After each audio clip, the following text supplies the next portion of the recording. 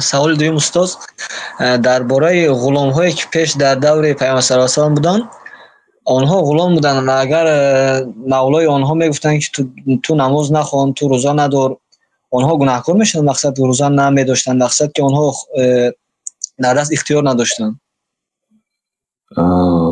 آنه که ظاهر است لا طاعت لمخلوق فی معصیت الخالق، گناه نیست اطاعت کردن، اجازت نیست در گناه خالق. مخلوق اطاعت نمیکنه. اگر نماز نخوان گوید، بعضش نماز نافله به اجازت وی داشته نمیشد، روزه نافله به اجازتش نمیشد،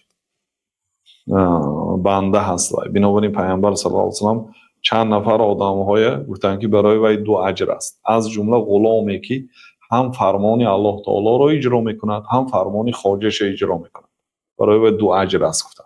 اینچنین یهودی نصرانی که تا آمدن دین مقدس اسلام در دین یهودی بود یا نصرانی بود، دینش اطاعت میکرد، طبق فرموده دینش کار میکرد. وقتی که اسلام آورد، دین اسلام قبول کرد، چون که در دین یهودیت و نصرانیت وصیت شده است که دین اسلام که آمد شما به دین اسلام درآیید، دین آخری پیغمبرها را قبول کنید.